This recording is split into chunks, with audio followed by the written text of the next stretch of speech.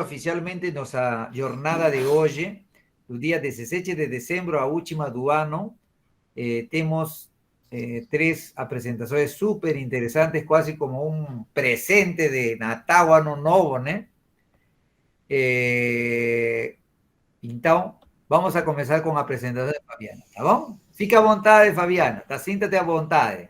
Ok, obrigada, doutor Júlio. Boa tarde a todos e a todas. Para quem não me conhece, eu sou a Fabiana. Eu estou aqui na academia da Laço, creio que uns 3 anos. Sou professora, fonoaudióloga e estudo ufologia em torno de 6 anos. Sou uma das idealizadoras, né, e fundadoras do Grupo Ufologia Integral Brasil, também. Eu vou apresentar um caso que talvez alguns de vocês já conheçam, né? Já peço de antemão aí desculpas, porque é um caso muito extenso, de muitas informações, e a sensação que eu tenho é que ainda tem que mergulhar mais dele, né? Mas acho que para uma prévia aí, para a gente discutir, vai ser um caso bem interessante. Então, eu conto aí com a colaboração dos meus pares, dos meus colegas, e fiquem à vontade no final para acrescentar informações, ok? Então, vocês estão vendo uma foto, tá? Da Itália, a região aí de Pescara, que fica na região do Mar Adriático, é a região urbana de Pescara, e esse caso ele aconteceu em 1956. Então, o título do caso é Caso Amicícia, que significa caso amizade, em português, então eu vou falar mais o nome em português mesmo, e um contato avançado na Itália. Nós vamos observar durante o meu relato por que seria um contato avançado, ok? Vamos ver se eu consigo passar aqui. Ok. Bom, um dos principais, digamos assim, não digo testemunhas, mas a principal pessoa que trouxe esse caso à tona, né, na verdade foi, acredito que o primeiro personagem, foi esse senhor chamado Stefano Brescia, que publicou em 2007 esse livro chamado Contato de Massa, né, Contatismo de Massa, na Itália. E esse Stefano Brescia, ele é ufólogo, foi ufólogo, né, ele já é falecido, e um dos amigos, né, amigo dos principais contatados deste grupo, que é conhecido como o caso Amizade. Okay? E esse livro ele chegou com várias informações, vários relatos de um caso que ninguém sabia, ninguém tinha informação, então ele torna a público, em 2007, um caso que ocorreu na década de 50. Então, o Stefano Brescia, ele foi engenheiro, ufólogo, amigo de Bruno Samassia.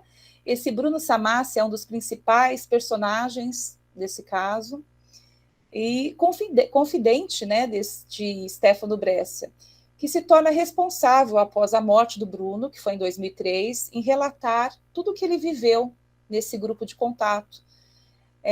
O Bruno, ele faleceu em 2012, e ele tinha pedido para esse seu amigo, né, ufólogo, para que ele registrasse todas as informações que ele viveu e o grupo, e publicasse um livro.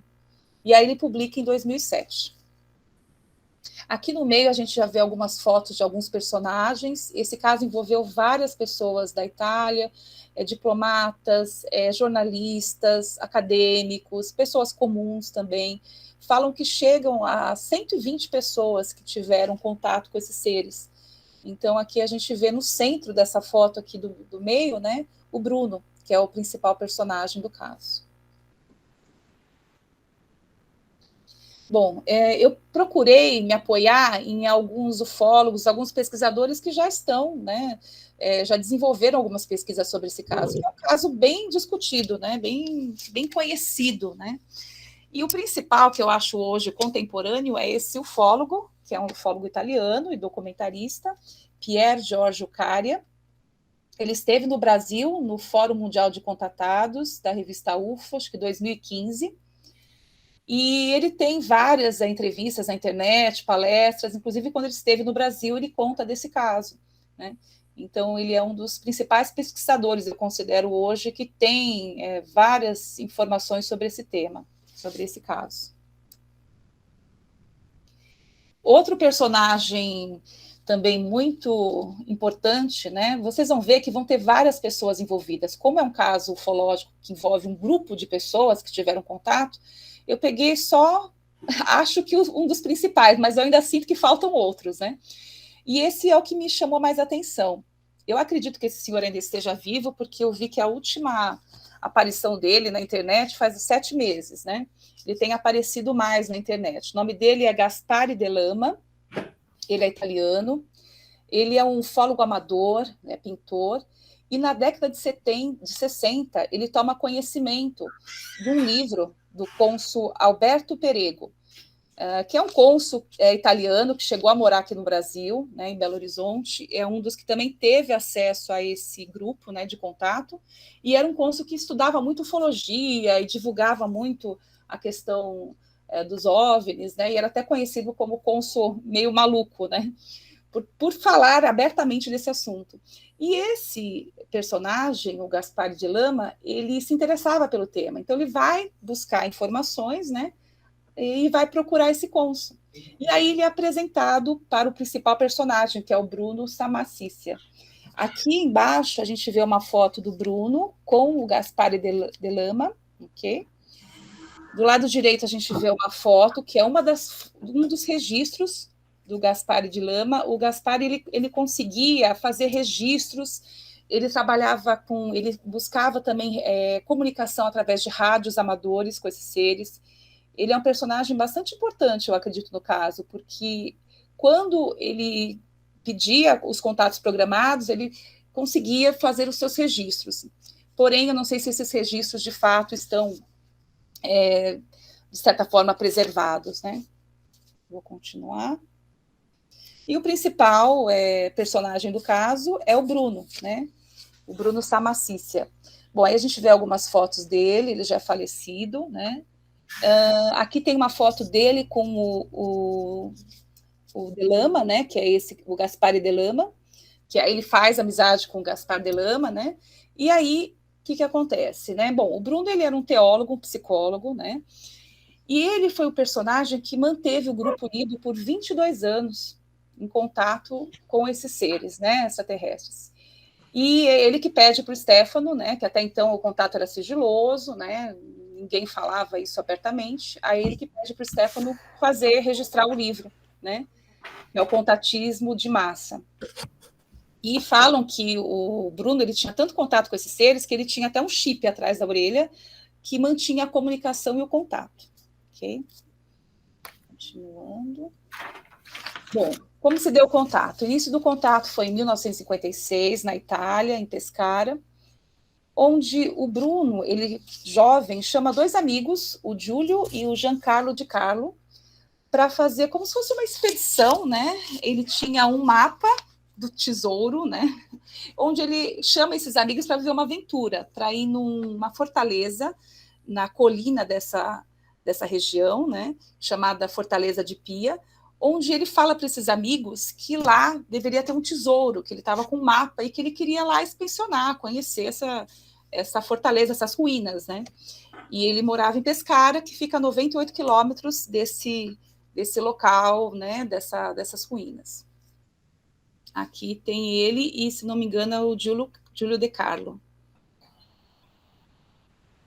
Bom, essa é uma foto do local, que foi o primeiro contato deles, aliás, onde eles mantinham o contato com esses seres. Então, aí tem a foto central, com esse portão central, né? Geralmente, esse portão ele fica fechado, com cadeado, mas eu estava conversando esses dias com o ufólogo Newton Rampasso, que esteve aí em 2018 para pesquisar o caso. Acho que o Newton não conseguiu entrar hoje. E ele tem até um depoimento no livro dele, que ele me mandou via correio, e ele foi em 2018, ficou 3 dias visitando esse local. É um local bem isolado, em volta dessa fortaleza tem bastante vegetação, dificilmente você vê pessoas, até pode ter turistas, mas não tem muitas pessoas em volta, né? E aí ele falou que no 3º dia o cadeado estava aberto. Aí ele conseguiu entrar na fortaleza, no livro dele tem algumas fotos, eu não pedi autorização, né, para colocar as fotos dele, mas é interessante, porque ele entra e ele descobre que dentro dessa fortaleza existiam algumas escadarias que pareciam que levavam para algum lugar subterrâneo. Então, ele já identificou que ali poderia ser mesmo alguma entrada subterrânea, né? Mais algumas fotos dessa fortaleza. Ela foi construída em 1560 pelo Papa Pio IV. Era um local estratégico, defensivo, uma colina, né? E ela foi reconstruída várias vezes, né? Como se fosse uma grande fortificação para proteger a região mesmo. Foi demolida em 1799, hoje ela está só as ruínas, mas tem ainda, né, algumas paredes, enfim. Aqui uma outra foto aérea, né, do local, aqui essa região em vermelho, é onde fica a fortaleza, né, a região de Pescara. Aqui a colina, aqui a vista aérea, olha quanta vegetação tem em volta, ou seja, é um lugar bem isolado mesmo, né? Aqui mais uma foto do Bruno, com o Giulio de Lama. E aí eu vou relatar o contato. Bom, em 1956, como eu disse, o Bruno chama os 2 amigos, né, para expedicionar aquelas ruínas. E de acordo com, eu vou me basear muito no ufólogo do Pierre, que eu falei para vocês, que é um ufólogo italiano que traz muito esse caso, né, à tona. Diz que eles viram uma manifestação como se fosse uma fumaça, né, e sai daquela fumaça 2 pessoas, né, pessoas assim, né, igual nós, né, só que um rapaz muito alto, chegava a ter mais de 3 metros de altura, e um outro homem em torno de 1 metro de altura, né, não chega até a 1 metro, tanto que aqui essa foto é uma ilustração, tem o homem mais alto, né, e o menor, e os 3 amigos. E aí eles chegam, abordam esses jovens, e já se apresentam, né, eu não vou lembrar o nome, mas eles se apresentam com o nome e falam abertamente que eles são seres extraterrestres e que eles estavam ali numa base embaixo dessa fortaleza, uma base subterrânea, e que estavam em missão de paz, né? Os meninos, os jovens, enfim, acham que, de forma cética, fazem várias perguntas e eles continuam afirmando, né, que são seres extraterrestres, que tem uma base ali a 20 quilômetros, né, do interior da Terra, onde é uma das maiores bases deles, né, e que vivem outras pessoas e que eles são muito similar a nós e que eles conseguem se misturar entre as pessoas. Vou continuar aqui os slides, que tem mais informação. Então, aqui, ó, no lugar do primeiro contato, essa região, né, eles falam que é uma das maiores bases deles, subterrâneas, né, que ficam a 20 quilômetros de profundidade. Aí eu vi várias informações de dimensão de 150 quilômetros de largura, e que para eles, que eles comentam que existem várias bases extraterrestres, mas essa era uma das maiores bases da Europa. Eles se apresentam com o nome, né, de uma raça chamada Acrige, que é uma raça de várias regiões estelares, né, que era um grupo, como se fosse uma confederação, né, isso que é relatado no livro, né, e que essa palavra Acrige significava, né, depois eles foram pesquisar, né, significava em árabe ou os amigos, ou em sânscrito os sábios. Vamos continuar. Esse caso tem várias informações e várias imagens, né? Dentre esse grupo que começou a crescer, que manteve contato com esses seres, tem alguns que fizeram algumas imagens, alguns desenhos, né? Então, esse aqui seria uma das imagens de um dos seres, né? Que realmente a tipologia humana, né? E tem um retrato de um deles. Bom, o que mais que eles falaram? Que eles estavam na Terra há muitos anos, numa missão de paz, e que a amizade e o amor era o principal elemento que mantinha o contato deles, né? E que esse sentimento de amor e de amizade produziu uma energia, onde eles davam o nome de Ureda, que com essa energia do amor, eles conseguiam transformar numa energia vital para fazer várias coisas, inclusive a questão tecnológica, e também era o que mantinha o contato deles com o grupo, e que eles pretendiam manter um contato com aqueles rapazes, né? Bom, o nível de contato. Eles mantiveram contato com várias testemunhas, né? O trabalho deles era numa cooperação de atividades e informações mútuas. Isso foi durante 22 anos. O primeiro contato registrado no livro foi em 1956 e terminou em 1978. Esse grupo, que começou com um grupo de amigos, falam que chegou até 120 pessoas, incluindo políticos, acadêmicos, engenheiros, jornalistas, estudantes, pessoas comuns, dona de casas. O relacionamento deles era amistoso, né? E algumas pessoas desse grupo conheceram bases alienígenas, subterrâneas, subaquáticas, e inclusive as próprias aeronaves. Entraram em aeronaves e voaram ainda nessas aeronaves. Essas informações, infelizmente, eu não vou ter tantos detalhes, porque eu consegui o livro, né? Só que ele está em italiano e não houve tempo hábil de eu traduzir. Mas tem muita informação na internet, né? E muitas informações, sim, de livros também, que depois no final eu vou passar onde a gente pode encontrar.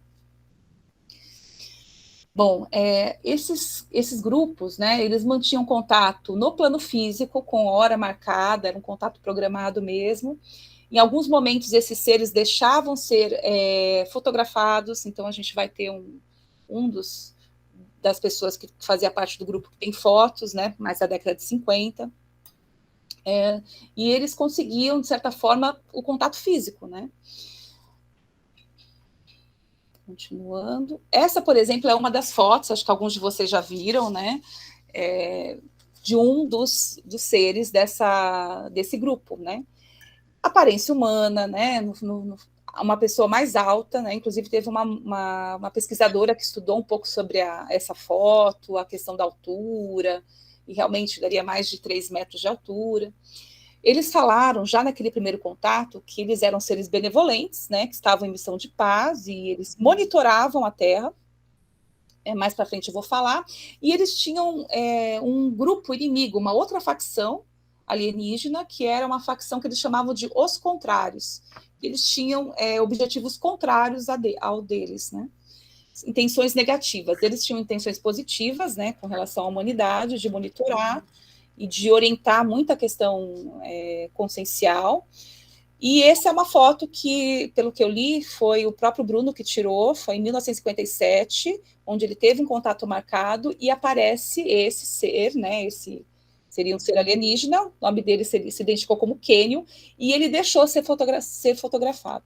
Essa foto tá no livro, tá? Vamos lá.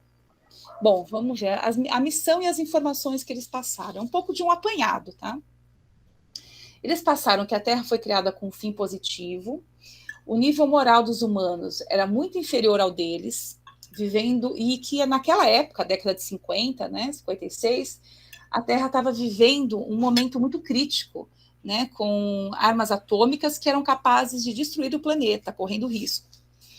Que a função deles era vigiar para que tudo saísse nada saísse do controle, né? Que a evolução humana ocorresse, de certa forma, equilibrada, e que eles já estavam há muito, muito tempo na Terra, inclusive já tinham conhecido várias raças humanas, conheciam a filosofia e a história da Terra, e que eles não estavam ali para conquistar, esperavam sempre um retorno positivo das suas atividades. Eles falaram também que em uma outra época, né, eles mantiveram contato com outros humanos. Só que o que eles perceberam? Que causavam um efeito bumerangue. Essas pessoas que tinham contato com eles, elas de certa forma evoluíam, mas depois, como efeito bumerangue, elas voltavam no mesmo estágio inicial. E que eles perceberam que nenhuma mudança externa, a evolução, ela nunca acontece em virtude de um mecanismo externo, mas sim uma conquista íntima interna, e que depende do nível coletivo da Terra. Então, eles perceberam que entrar em contato não ajudaria muito, porque os humanos não estavam preparados, né? Não é o fato de uma consciência evoluída entrar em contato com outro ser que eles iam conseguir modificar, né? E respeitavam muito o livre-arbítrio da humanidade. Mesmo assim, eles mantiveram um trabalho cooperativo com esse grupo Amizade. E um ponto interessante, que é o que traz um pouco de controvérsia, né, nesse caso, é que conforme esse contato foi crescendo, né, o grupo aumentando, eles tinham várias atividades em comum, né, tanto de passar informações, e uma delas era uma atividade onde os humanos levavam um caminhão mensalmente numa base, né, cheio de alimentos e frutas, né, frutas, verduras. Esse caminhão eles levavam para esses seres, eles desmaterializavam os alimentos que estavam lá, né, e usavam aqueles alimentos para suas bases. Então, aí chega a primeira questão, né? A gente questiona como pode seres tão evoluídos que conseguem materializar e desmaterializar pedir alimentos para os humanos. Segundo algumas informações que eu li, até do próprio Bruno, né, e o do Delama, ele fala que eles acreditavam que esse pedido desses seres era para que o ser humano se tornasse útil e se sentisse útil para ajudá-los de certa forma. Por isso que eles pediam esses alimentos, mas que não era de fato tão necessário para eles, né? Mas que essa ação humana de levar os alimentos poderia ser uma ação útil para o ser humano, para esse trabalho cooperativo. Outra coisa interessante que esse Bruno Samacícia, ele tinha uma orientação de que ele, por ser o protagonista, que ele tinha que uma preparação para o contato, né, da humanidade, e que a tarefa dele era ajudar os alienígenas a preparar gradualmente a humanidade para a descoberta de seres de aparência humana de outros planetas que vivem na Terra. E que muitos desses alienígenas poderiam facilmente se misturar à sociedade humana e, se necessário, exercer profissões entre nós. E aí sempre eles iam recebendo informações de outras pessoas para agregar nesse grupo. Bom, outro nome conhecido desse caso é o W56, tá? Então, esse caso Amizade também é conhecido como W56. Esse W56 foi um apelido que os humanos deram a ele, né? A essa comunidade alienígena vivendo na base da Terra, que significa um acrônimo para longa vida. E 56 é o ano do primeiro contato que eles tiveram. Mas o verdadeiro nome desses seres, eles se colocaram como Akrige. A maioria, né, pelo que a gente lê, né, todos eles tinham aparência humana, de várias alturas, e que eles eram de diferentes galáxias. Um caso interessante, estudando esse caso, é que tem um momento que eles falam, esses seres, né, para o grupo, que eles já tinham contatado várias pessoas importantes na Terra, inclusive um Papa, né? E aí a gente pensa nesse caso de que a gente, né, sabe que o Papa João XXIII possivelmente teria tido um contato extraterrestre. Então, será que seria esse encontro com esse grupo, né? Visto que o caso também é na Itália, né? Bom, aqui a gente tem mais fotos dessa base da Fortaleza de Pia, em Ascoli Piceno, onde eles falam, né, que seria uma das entradas da base subterrânea deles. De todo esse caso, que são várias testemunhas, você começa a estudar, você vai puxando uma, outra, né?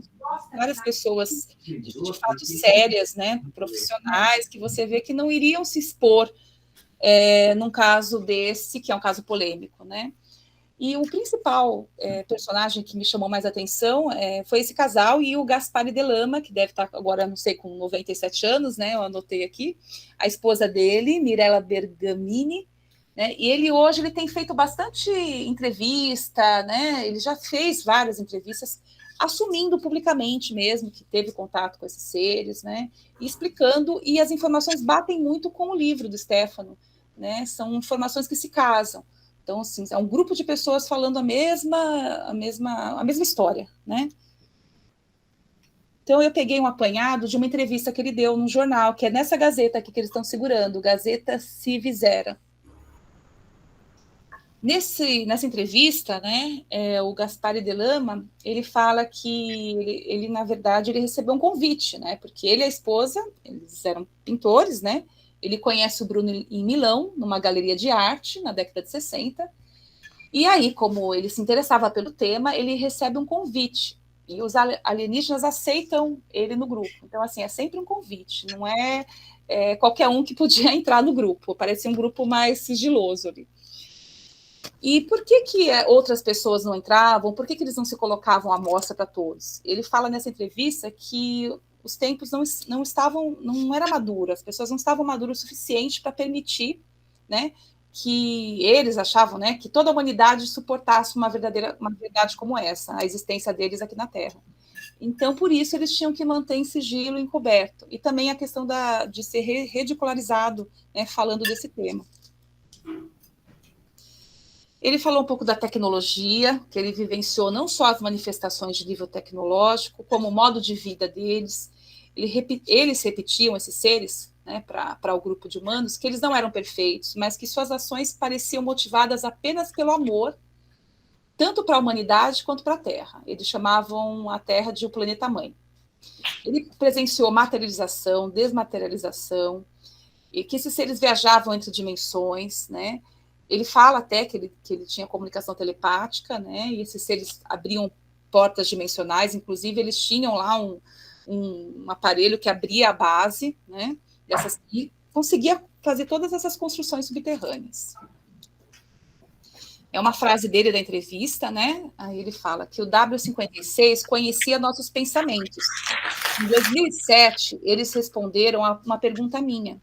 Suas naves são enormes laboratórios que, como querem, mostram ou escondem de nossa vista.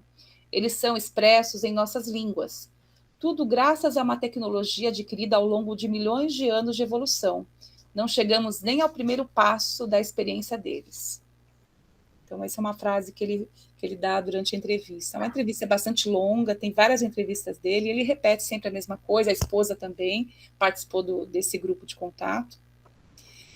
Ele era um ufólogo amador, então ele gostava muito de fazer os registros, ele pedia para os seres para aparecerem. Então, essa é uma das fotos que tem, que seria da autoria dele, onde ele faz ele marca o horário, a hora, e os seres permitem que ele faça o registro, tá? Que mais? Ele falou também que ele fazia gravações de voz, que ele tinha um rádio amador e que ele ligava o rádio, se eles conversavam com ele pelo rádio, e várias fotografias. Só que muito desse material, desses documentos foram perdidos ou estão indisponíveis. No livro tem bastante fotografia, bastante imagem, tá?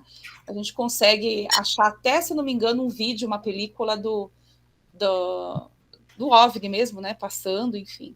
Mas são informações que eu, de fato, ainda não conseguia colher todas, né? São só as informações que estão ali. É um relato registrado no livro, né? Bom, fazendo um paralelo na década de 50, a ufologia nessa época.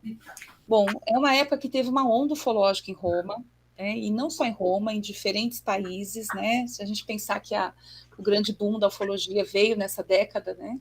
Foi uma década importante na ufologia. E, paralelo a isso, existiu esse grupo de contato, né?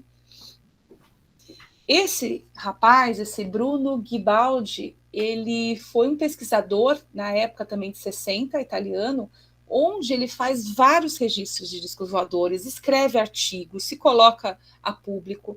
Inclusive, se a gente procurar na internet, a gente vê até uma entrevista dele, assim, né, preto e branco, mostrando a película. E ele acusava os sacerdotes e a igreja da Itália de esconder a existência dos extraterrestres. Então, assim, em paralelo a esse movimento desse caso Amizade, existiam pesquisadores ali registrando os avistamentos. Aqui a gente tem o Bruno Samacícia, novamente a foto do Quênio, né? Já falei dessa parte, que a tarefa desses seres era ajudar a humanidade, né? E aqui o término do caso.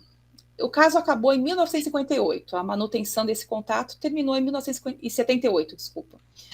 O que eles falam? Né? Que houve um rompimento dos encontros dos humanos e dos extraterrestres, por dois motivos principais. Primeiro, os seres, os extraterrestres, falaram para esse grupo que eles tinham que manter uma amizade e uma harmonia entre eles, né? E aí começou a ter discórdia, conflito entre os próprios humanos. E esses seres começaram a se afastar. Além disso, os seres falaram que eles estavam em uma guerra interna, eles tinham outra facção alienígena que eram inimigas deles, né? Que eles chamavam de os contrários. E eles estavam em plena guerra com esses seres. E esses seres chegaram a atingir as bases, né? E eles tinham que sair dessa base extraterrestre, ou seja, eles perderam essa guerra por aquele momento. Então, diz que foi esses dois motivos, né? O grupo de humanos que não estava de acordo com o que eles queriam para manter o contato, né? E eles falavam muito isso da importância deles terem essa amizade, esse equilíbrio para eles continuarem conversando com eles, mantendo contato, e essa guerra interna que eles estavam passando. Não se sabe se esses seres continuam em qual base, não se sabe se continuam mantendo contato com outros humanos, né? E um caso interessante é que, conversando com o Newton Rampasso, ele falou que quando ele foi naquela fortaleza, ele viu uma figura humana vestindo um casaco e um chapéu muito intrigante, e que ele tentou ir atrás desse homem, e esse homem sumiu no meio do local. Então, ele, na percepção dele, ele acreditou que aquele local ainda mantém sim esses seres, uma base, enfim, mas era algo que ele precisaria pesquisar. E ele tentou um contato com uma testemunha lá na Itália, só que essa testemunha não quis se pronunciar. Aqui tem algumas imagens de alguns locais que teve bastante avistamento naquela época, né? A região da Pescara e Abruzzo, já está no finalzinho. Aqui eu coloquei algumas referências, as principais, assim, para a gente buscar esse caso. Um é esse vídeo da UFO, que é Estabelecendo Contato. Ele vai tratar exatamente desse caso, né? Tem imagens, informações, testemunhas, né? A gente tem esse documentário aqui, que é daquele ufólogo que eu comentei com vocês, Pierre Caria, que é um principal ufólogo italiano contemporâneo que trata desse tema, desse caso, né? Que tem vários materiais, que veio para o Brasil, né? Já falar desse caso. E o livro, né, que foi o principal livro lá do Stefano Brescia, eu sei que ele escreveu outros livros, e inclusive esse outro aqui, ó, né, que 50 anos do caso Amicícia. Ele coloca aqui outros casos, mas ele retoma esse tema, né, após 50 anos do primeiro contato desses seres. E as minhas reflexões sobre o caso. Bom, eu achei interessante por ter várias testemunhas envolvidas, né? Quando a gente percebe que tem várias pessoas, de certa forma, que aparentemente são idôneas, envolvidas com cargos importantes, como cônsul ou um jornalista, e muitas pessoas falando desse tema, você vai puxando informações e os casos, as informações batem, me dá a entender que seria um caso altamente possível de ser autêntico, né? E também pelos registros, né? Tanto de fotos, imagens, embora eu não sei se foi feita alguma análise, década de 50, se esses registros estão ainda intactos, né? E também na época, por ter vários avistamentos. Eu vejo como um potencial de um caso avançado. A parte que eu acredito que é o mais intrigante, que seria um ponto negativo aí, é essa questão deles pedirem alimentos, né? Mensalmente, lá, o grupo de humanos tinha que levar mantimentos, mais vegetais e frutas. Por quê? Se eles tão avançados, iam pedir isso para os terráqueos, né? Sendo que eles tinham a alta tecnologia para conseguir tudo que eles queriam. Então, assim, há essa incógnita aí nesse tipo de atividade, né? Mas é isso, acho que é um caso que teria que trazer mais informações, né? Uma informação importante que eu não trouxe, que eu tive acesso, enfim, quem estudou esse caso já deve saber, é o do cônsul, que ele escreve um livro, aquele cônsul que eu falei, né, da Itália, que era meio maluco, porque ele estudava ufologia e falava abertamente. Ele escreve um livro onde ele fala que teve contato com esse grupo de seres, inclusive coloca fotos da nave que ele entrou em contato e uma foto de um ser. Eu não pus isso nos slides, mas é mais uma evidência, né? A gente não sabe até que ponto se eles aproveitou esse tema, mas ele estava dentro do mesmo grupo, né? Então é isso. E é isso, gente. Queria agradecer aí a paciência de vocês e estou aberta. Parabéns, Fabiana. Excelente. Obrigada. Excelente, didático, original no tempo. Está de Ok, parabéns, Fabiana. Eu tenho muitas coisas que comentar. Eu tenho ok. anotado aqui complementar. En primer lugar, cuando convidé a Fabiana a presentar ese tema, ella colocó un link de ese caso y como vi que él estaba muy interesado y yo ya sabiendo do caso, que es un caso interesante, en la primera avaliación preliminar, eu falei assim, faz un levantamento y apresenta. Só que en ese camino que pasó, en ese camino, en ese tiempo, entre pedir fazer una revisión, ele, na verdade, ao final virou uma análise de pesquisa de suposto contacto de quinto grau sob o método dos 12 critérios. Então, na verdade, e nesse tempo, nessa evolução, eu pessoalmente que analisei também, né, os materiais de que ela me passou e de que eu consegui, eu achei um caso muito interessante, né? Outro ponto, como tem muita gente nova, né? Repetir ¿no? Una idea que siempre se coloca aquí. En este caso, se está hablando de un supuesto contacto de muchas personas con seres de otro planeta en la superficie. Y lembrar siempre que a comunidad científica actualmente no ten aceito que ni ovnis son extraterrestres, mucho menos extraterrestres están caminando en la Tierra, ¿no? Y desde un punto de vista científico, para poder decir que este relato de encuentro de personas con extraterrestres, ¿no? Sería una afirmación extraordinaria. Entonces, precisaríamos evidencias extraordinarias, o sea, dando razón a Carl Sagan, ¿no? Nuestra avaliación siempre frente a un relato de un caso como este y como muchos otros, sea avistamiento de una luz,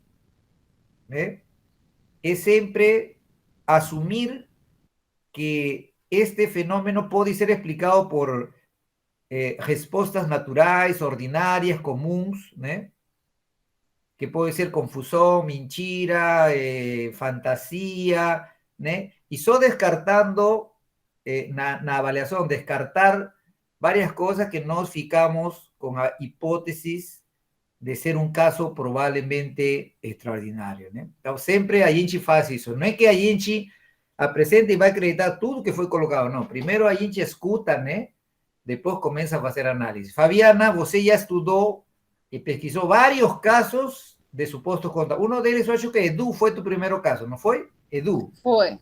Edu.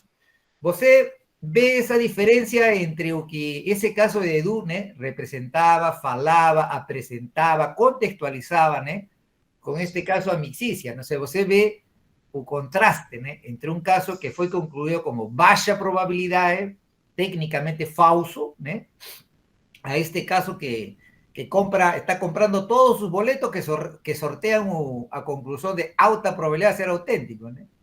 Entonces, acredito que debe ter pesquisado vários casos, mais de 5 casos, Sim, tanto que esse caso me chamou a atenção para estudar, Rossi deve estudar mais de 10 casos, E assim, então, ao final, se a gente aplica nossa regra de 12 critérios, Javi, que está aqui o paper, o que estava comentando o seu, são o paper 2016, o paper do projeto Final Contact Project, en una revista open. La verdad, cualquier persona en un mundo puede obtenerlo, no precisa pagar documento. Entonces, utilizando los dos criterios, vamos a conversar un poquito, Fabiana, vamos a viajar, colocar a puntuación, Sim, los 12 criterios subjetivos, consistencia, ausencia de contradicción sustancial nas pessoas que reportan eso. Tengo entendido que no teve contradicción, siempre, desde el momento que falaron, sempre mantiveram. Então, aí ganharia um ponto. Você concorda? Concordo, doutor. Bom, coerência e lógica do relato, Ou seja, estar arranjados todas as coisas de uma maneira lógica, E a mim me parece que tem uma lógica do relato, né? Concorda você? Concordo também, doutor. Daria. No caso de pragmatismo, que é a disposição e facilidade de suposto contactado de dar as informações e evitar alguma atitude evasiva. Nesse pontinho, aí eu acho que para ganhar um ponto, né, ele de fato ele relata a outra pessoa que escreve, né, e posteriormente aparecem testemunhas, né?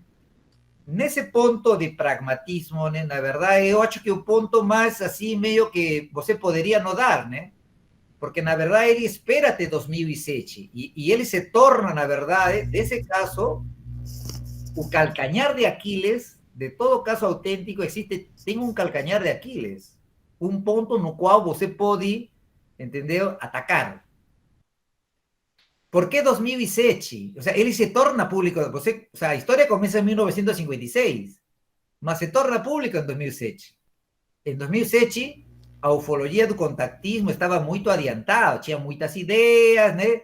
Muitas coisas que podiam ter enriquecido a história. Então, essa questão de 2007 fica meio, né? Como eu diria que não é a comida no caminhão, de jeito nenhum, não é a comida no caminhão. Coisas médias engrasadas, né? Han sido reportadas en contactos de quinto grado auténticos, cosas engrasadas. Por exemplo, o caso das cartas dos irmãos Facuri, as coisas que estão descritas dentro das cartas parece a novela das 9 da noite. Fulano me brigou com outro, me engano, entendeu? Então, definitivamente, a comida dos caminhões não tem nada de... Eu posso dar outra explicação. Aquela que você colocou, você falou, citou uma explicação dos caminhões que decía que era una especie de trabajo que pedían para los contactados mostrar servicio. No era para que precisaba.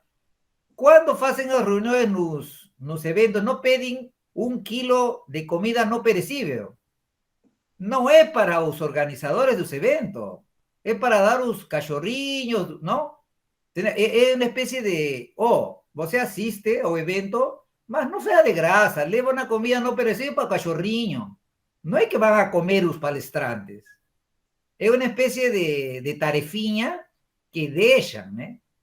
E poderia ter mais explicações, poderia dar várias explicações sobre esse caminhão. De repente eles queriam que as pessoas levem comida fresca, comida vegetal, comida fresca, né? Eles não queriam, eles não tinham tempo para plantear a comida e cosechar, eles queriam que levem sua comida, queriam comer comida natural. Entendeu? Então, isso definitivamente não é problema. Eu acho que o problema mais é 2007, recém só apareceu 2007. Porque uno pode dizer, 2007 um cara que sabia de ufologia, sabia muito. 2007 nós já estamos aí no meio falando de contatos de quinto grau. Mas assim, independente dessa questão, desse ponto fraco, para esse item pragmatismo, eu poderia dar, até porque é bem subjetivo, são critérios subjetivos. Ele não correu. Entretanto, estava vivo, se manteve aí, disponível, né? E os testemunhos. Então, eu daria um. Você também daria, então, nesse, né? Sim, doutor, porque eu acredito que mesmo que o caso tenha vindo à tona em 2007, quando o caso vem à tona, passou-se muito tempo, poderia não ter mais informações ou pessoas que falassem a mesma mensagem, a mesma confirmassem, e tinham pessoas confirmando, né? Claro. Como se tivessem um sigilo, né, entre eles, que agora sim, agora podemos falar. Então, começam a aparecer testemunhas sobre o caso. Então, eu acredito que isso é uma evidência importante. Perfeitamente. O quarto, nova contribuição dentro das informações passadas, dentro das informações que o testemunho relata, na verdade, são muitos conceitos interesantes. Esse conceito de que eles se alimentam das vibrações positivas, conceito interessante. Não é tão original essa questão das guerras, né, de evitar as guerras atômicas, que já desde Joradansky se falava, né, mas veio dentro, né, das informações, questões originais próprias deles, né? Então, eu daria um ponto também a essa nova contribuição. Concorda você? Concordo, doutor. Tá. Percepção sensorial.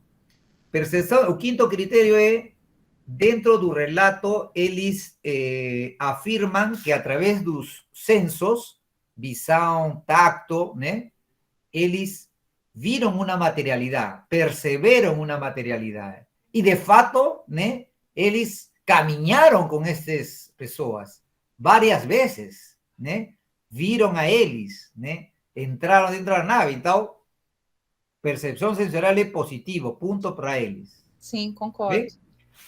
E sexto, né, dentro dos objetivos é intuição, né? Intuição de quem? Do pesquisador, ufólogo, barra experiência. O sea, você tem 5 casos, certo? Que pesquisou. E muitos anos na ufologia, tá? Eu tenho mais de 100 casos analisados. E 40, mais de 40 anos. Né? Claro, a minha experiência é muito mais, mas somos ufólogos. Dentro de tua intuição e dentro de tua experiência, o que acha? Né? O sea, você acha, dá para ele ou não dá para ele? Sim, na minha intuição é o que fez eu buscar esse caso, né? Eu acredito que tem muitas Eu evidências. também daria. Então, aí, com esses 6 critérios, né, ele já entra na categoria, digamos assim, um caso que parece autêntico, mas que falta evidência dura, algo mais duro. Não é só acreditar, mais duro. E aí vem os critérios objetivos, né, que são 6, né, que são presencia de otros testigos, paranormalidad, evidencia física, evidencia no corpo, contacto preprogramado e prova científica tardia, né? Dentro do relato, né, eu vejo que tem várias coisas mencionadas. Agora, a ser consideradas para dar ponto é outra história, porque se fala de testemunhas, se fala de fotografias, se fala de implantes na cabeça de um deles, se fala que hubo contacto programado, que foi chamado por telepatia, né? Então, tem várias colocações, mas de todos esos que colocaram, no meu modo de ver e tomando a palavra primeiro, eu diria que uno, de fato, tem claramente que é o primeiro, presencia de outros testemunhos que abertamente deixaram essa opinião, de que os fatos foram reais. Mais de um. Então, eu acho que esse ponto, você concorda com isso? Eu concordo com 2 fatores muito importantes, as testemunhas e quando tem um contato programado, ou seja, eles querem fazer um registro, eles querem tirar uma foto e recebem informação do local, da hora e aquele avistamento acontece, né? E um grupo confirma. Agora, a validar essa foto, né? Enfim, até a gente olha e fala, nossa, mas essa nave aí, será que é ou não é? Mas o fato deles conseguirem registrar isso, eu acho que é um ponto. Claro, isso é outro ponto que ia colocar, conversar, que era a fotografia, né? Sim. Dependendo dessa fotografia, tem algum relatório de análise, né? Porque toda essa informação veio a se dar em 2007, mas acredita que essa fotografia é de 1976, eu acho que é década de 60, né? Claro, então, se existe alguma espécie de relatório técnico, né, de alguém que viu esse material, que dá uma opinião, certo? Que diga que até onde se chega não se acha sinais de fraude, né? Então, aí sim se poderia dar considerar um ponto para a evidência física como foto, tá? Com respeito a contacto pré-programado, teria que ser as mesmas testemunhas, né, que além de ser testemunhas do contacto, digam que eles mesmos, né, foram testemunhos de que prévio aviso houve esse contacto, entendeu? Não simplesmente um relato de segunda ou terceira mão. Teria que ser um relato de primeira mão. Então, esse autor do livro, o doutor Stefano, ele relata que ele participou durante o livro, ele vai contar que ele participou também desse grupo. Que ele estava sendo porta-voz do Bruno, mas que em alguns momentos ele participou desses contatos programados. Eu não li o livro, mas ele se coloca como uma testemunha. De qualquer maneira, o caso só precisa um objetivo, e já tem com testemunha. Então, na verdade, bingo, né? Bingo, loteria, né? A mixia é um caso de alta probabilidade de ser autêntico, né? Na Itália, desde que 50, na verdade, o que me chama a atenção, ele tem, né, esse caso, assim como um todo, é uma espécie de mistura do caso Baudar, em Sudáfrica, né? Do rapaz que vive com um extraterrestre, depois tem um aparelho de... se comunica como um aparelho tipo de rádio, uma mistura desse caso de Baudar e do caso Humo também, né? Do caso Humo, onde tinha bastante informação, bastante gente envolvida. Tinha pessoas físicas também. Então, na verdade, este caso de amixia, né? É um caso super interessante, na verdade, super interessante, né? E uma coisa mais que acredito que não saiba, Fabiana, você sabe que hay otro supuesto caso con extraterrestres físicamente que se llama el caso Friendship, ¿sabía? Não trata do mesmo caso, doutor? No, Não? y se llama el caso Friendship, ¿sabía? Eu li algo, mas eu até achei que tivesse alguma correlação. Un caso en Chile, contacto físico, justamente con envolvimiento de aparelhos de radio. Entendeu? Então, já que você está na fila, você acha que você vai hoje mesmo entrar aí no. Talvez encontre no Google ou no YouTube o caso Friendship de Chile. Um contacto de pessoas que detectam em uma ilha, né? Ao frente de Chile, uma comunidade que parecia ser de alemães, ou seja, de extranjeros, né? Só que ao final não resulta ser estrangeiro, eram extraterrestres, né? Y establecen un contacto até por aparelhos. Y lo que llama la atención de ese friendship, la verdad es que él tiene una proximidad do padrón con este caso amixia.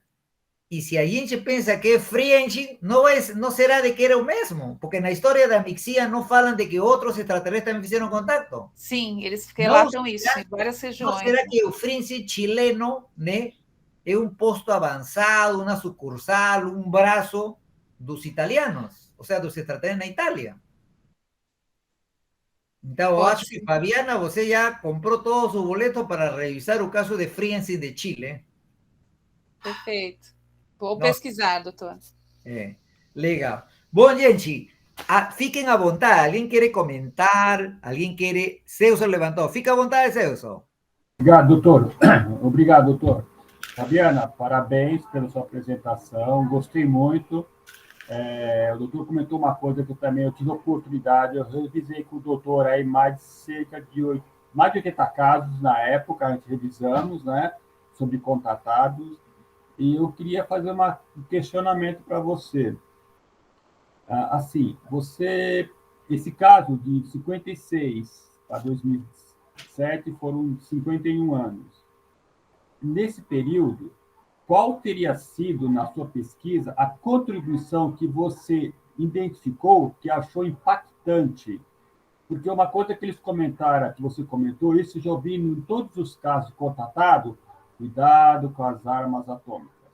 Isso é falado no caso Humo, que o caso Humo eu pesquisei, ainda continuo pesquisando, que está em atividade, é riquíssimo em informação. E, como você falou, 56 para 2007 foi quando foi publicado. Mas, geralmente, esses casos contatados, sempre eles trazem uma contribuição que é impactante para a nossa sociedade, né?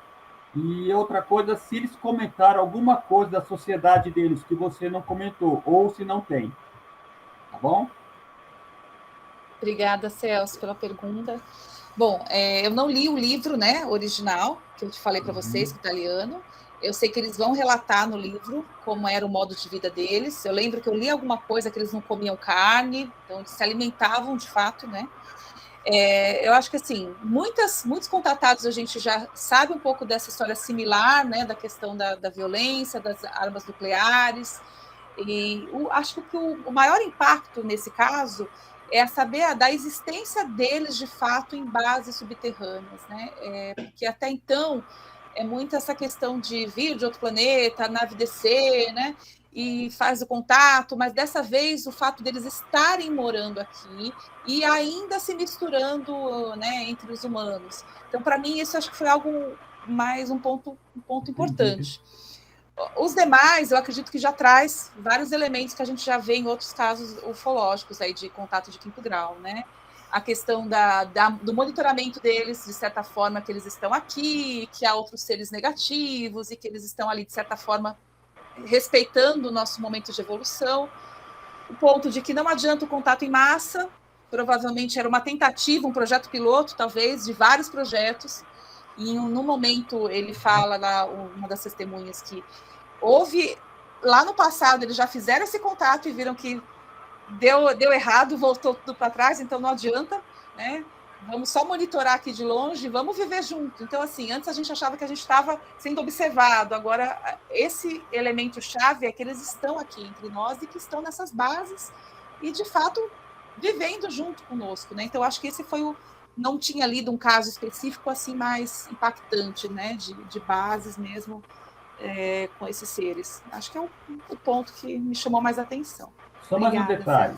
No caso Humo, ele originou-se na França e se espalhou pelo mundo. Esse caso, ele, pelo que eu notei, é só na Itália, né?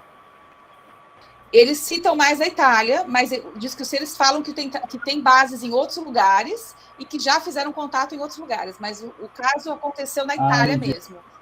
As testemunhas, né? Entendi. Obrigado, Fabiana. Parabéns mais uma vez. Legal, pessoal. Alguém? Levantou Everaldo. Fica à vontade, Everaldo. Oi, Fabiana. Esse caso eu não conhecia, mas eu acho que eu já ouvi falar já. O que me chamou muita atenção, quando você mostrou as fotos, ela me lembrou muito as fotos do caso Billy Mary. É bem parecido. O Celso pode até comentar alguma coisa. E também, eu estava vendo na internet agora, tem vídeos também, né? Você chegou a ver isso? Desse caso específico? Do caso Amizade? Sim, tem vários materiais. Tem entrevistas com aquele casal já está idoso, que eles falam a mesma coisa, né? Entrevistas em jornais, tem aquele ufólogo italiano que tem, já foi a campo e tem vários materiais. Então, assim, fora o livro, né? Eu achei bem interessante de ter conteúdo ali sobre, que tenha, né, informações sobre o meu caso. Aí é um caso que tem que estudar mais ainda, pesquisar mais. Sim. Agora, com relação com o outro, eu não sei em que ponto, não sei exatamente o outro caso que você falou. Você diz na questão do rádio, qual a correlação? Ele foi do Billy Meyer, Fabiana, das fotos, tem fotos ali, que eu pesquisei esse caso, e eu percebi também, eu não quis comentar, a foto é igualzinha do Billy Meyer. Agora, não sei se foi como ilustração ou você é do caso, entendeu? Ah, tá. Eu teria que ver direitinho, mas eu peguei pelo caso ali da ilustração. Não sei se tem a correlação, teria que ver. É um caso que deixou vários pontos reticências para eu buscar atrás e ver o que tem de interligação aí. Mas eu vou atrás. É legal, sim, é legal. Também é só isso, então. Quanto mais, vocês vão a perceber que quanto mais casuística analizam, né? Se for um caso falso, ele te ajuda a aprimorar tu discriminação. E se for caso autêntico, melhor ainda, né? Porque você te serve como material de referência para contextualizar, né? Detalhes, conhecimentos passados, padrões de comportamento, entendeu? Enriquece. É como se fosse um profissional que, quanto mais casos trata, né, de diferença, te oferece mais experiência.